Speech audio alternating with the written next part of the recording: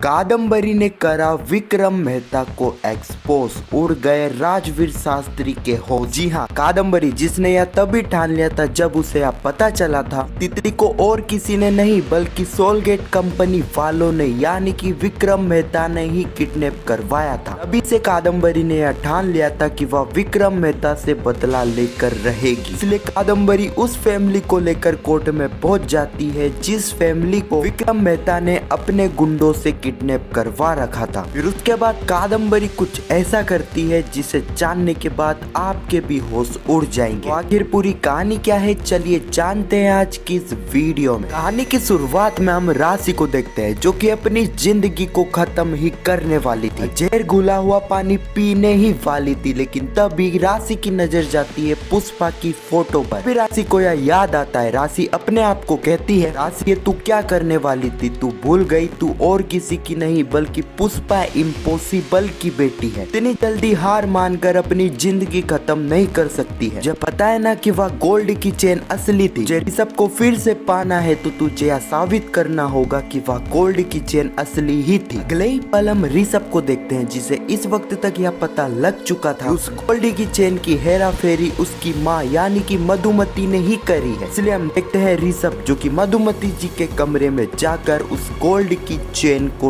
ढूंढता है। काफी देर ढूंढने के बाद ऋषभ को वह गोल्ड की चेन मिल जाती है। उस असली गोल्ड की चेन को देखकर ऋषभ के पैरों तले जमीन ही खिसक गई थी। ऋषभ को पहले यह शक था कि असली गोल्ड की चेन से नकली गोल्ड की चेन उसकी माँ ने ही बदली होगी, लेकिन अब ऋषभ के हाथ में सबूत था। ऋषभ को यह यकीन हो गया था कि असली गोल्ड की चेन की हेरा फेरी और किसी ने नहीं बल्कि मधुमती जी ने ही करी है। अगले ही पल हम पुष्पा को देखते हैं जिसे पुलिस ऑफिसर कॉल करके यह बताता है वह फैमिली घर पर है ही नहीं जिस फैमिली को गवाह बनाकर कोर्ट में ले जाना है। पुष्पा के यहाँ पर होश उड़ जाते हैं। पुष्पा कहती है, सर ऐसा नहीं हो सकता, यह कोर्ट का आदेश है, आपको किसी भी तरह उन्हें ढूंढकर कोर्ट में पेश करना होगा। अगले ही पल हम मधुमती को देखते हैं। मधुमती जी जैसे ही अपनी गोदरेज को खोलती है तो वह देखती है कि गोदरेज में ना ही वह गोल्ड की चेन है और साथ ही सारे के सारे पैसे जल चुके हैं। देखकर मधुमती जी तुरंत ऋषभ को बुलाती है और ये सारी ही चीजें बताती है। सब कहता है, माँ घबराने की जरूरत नहीं है क्योंकि यह चीज मैंने ही करी है। सुनकर मधुमती जी काफी भड़क जाती है और कहती है, सब ये तू क्या कह रहा है, तूने अपने ही माँ के पैसे जला दिए। सब कहता है, माँ आपने क्या करा, आपने तो अपने बेटे की शादी होने से पहले ही उसे तोड़ने की साजिश रच दी, असली गोल्ड की चेन को नकली गोल्ड की चेन से बदल दिया। मधुमती कहती है, हाँ ये मैंने ही करा है क्योंकि राशि को सगाई वाले दिन मेरी दी हुई साड़ी ना पहनना पड़े इसलिए उसने मेरी साड़ी को फाड़ दिया। ऋषभ कहता है, माँ उस साड़ी को राशि ने नहीं बल्कि मैंने फाड़ा था। इतना सुनकर मधुमती जी के होश उड़ जाते हैं और इस वक्त तक ऋषभ भी काफी गुस्से में आ गया था। ऋषभ मधुमती जी को वार्निंग देता है और कहता है, आपने सारी साजिश मेरी शादी तोड़ने के लिए करी थी ना, आज ही इसी वक्त ही मैं राशि से शादी करूंगा, मुझे रोक सकते हो तो रोक लो। अगले ही पल हम कोर्ट का सीन देखते हैं। पुष्पा जज साहब को वो सारे ही सबूत देती है जो सबूत पुष्पा को उस अनजान व्यक्ति ने दिए थे। कहती है, यू ऑनर इस सबूतों में साफ साफ यह लिखा है, सारी ही रिपोर्ट है सोलगेट मेटल कंपनी जो कि काफी सारी लापरवाही करती थी जिस वजह से उस फैक्ट्री में यूज होने वाला केमिकल पानी में मिल जाता था और वही पानी बस्ती वाले पीते थे। राजवीर शास्त्री कहते हैं, यू ऑनर यह पहला ही केस है जिसमें मुझे बार बार एक ही चीज दोहरानी पड़ रही है, सबूत का है। मैंने आपको पहले भी बोला है कि यहाँ पर कोर्ट में सबूत चाहिए। पुष्पा जी के हिसाब से यह सबूत उन्हें किसी अनजान व्यक्ति ने दिए थे जब वह ऑटो में ट्रेवल कर रही थी। यू ऑनर कितनी अजीब बात है, कोई अनजान व्यक्ति पुष्पा जी को वही सबूत देता है जिनकी उन्हें जरूरत थी। पुष्पा कहती है, यू ऑनर मेरे पास सबूत तो है, गवाह भी है, लेकिन वह गवाह कोर्ट में आने से डर रहा है। जिस तरह ये सोलगेट मेटल कंपनी वाले किडनैपिंग करवा सकते हैं वह गवाह के साथ कुछ भी कर सकते हैं। राजवीर शास्त्री कहते हैं, जज साहब मैंने पहले भी कहा है कि उस किडनैपिंग वाले चीज को इस केस से नहीं जोड़ा जाएगा।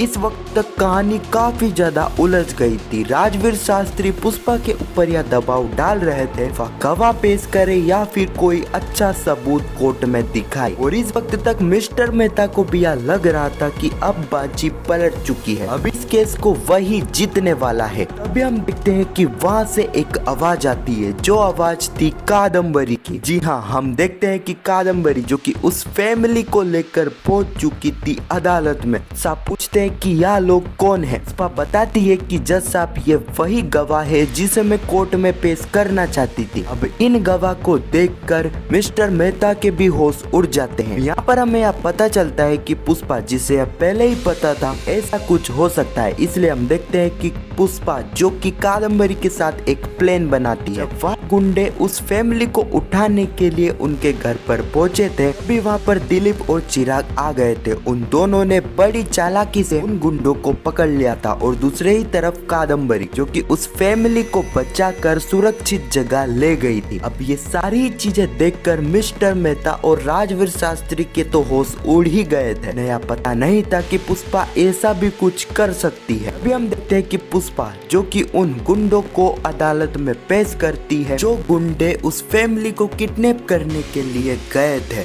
जज साहब इस चीज की इजाजत पुष्पा को दे देते हैं। अगले ही पल वह तीनों ही गुंडे करघरे में आ गए थे। तीनों ही गुंडे जज साहब को बताते हैं कि किस तरह सोलगेट मेटल कंपनी के मालिक मिस्टर मेहता के पास में जो व्यक्ति बैठा है तेजराज ने ही उसे यह काम सौंपा था किडनैपिंग करने का। यहाँ पर हम देखते हैं कि जज साहब तेजराज और उन तीनों ही गुंडे को पुलिस द्वारा अरेस्ट करवा देते हैं। ये सारी चीजें देखकर राजवीर शास्त्री के भी होश उड़ गए थे, और इसी सीन के साथ पुष्पा इम्पॉसिबल का आज का यह एपिसोड यहीं पर समाप्त हो जाता है। अब आने वाले एपिसोड में हम देखने वाले हैं कि पुष्पा जो कि इस केस को आसानी से जीत जाएगी। इस बार पुष्पा के पास सबूत भी है और गवाह भी। तो चलते हम देखेंगे कि आने वाले एपिसोड में पुष्पा इस केस को जीत जाएगी, मिस्टर मेहता को जेल भी होने वाली है। जी हाँ, तो यही कुछ कहानी है जो कि पुष्पा इम्पॉसिबल के आने वाले एपिसोड में हमें देखने को मिलने वाली है। आने वाले एपिसोड की और बात करें तो आने वाले एपिसोड में हमें एक नई कहानी, एक नई चीज देखने को मिलेगी, जहाँ पर हम देखेंगे कि कादम्बरी जो कि तितली को दीप्ति के पास देखकर काफी जलन करेगी, क्योंकि कादम्बरी को तो यह पता है कि तितली की असली माँ तो दीप्ति ही है। हम देखेंगे कि कादम्बरी जो कि दीप्ति के सामने यह कह देगी कि वह तितली से दूर रहे, वह तितली को इतना पास ना लाए। कादम्बरी का यह व्यवहार देखकर दीप्ति काफी हैरान होगी। दूसरी तरफ हम देखेंगे कि तितली की खुद पुष्पा को यह बताने वाले ही है कि किस तरह उस आंटी ने उससे कहा था कादम्बरी उसकी असली माँ नहीं है। जी हाँ, तो यही कुछ कहानी है जो कि आने वाले एपिसोड में हमें देखने को मिलने वाली है। अगर आपको यह जानना है कि क्या यहाँ पर पुष्पा को कादम्बरी का सच पता लग जाएगा, तितली की असली माँ दीप्ति ही है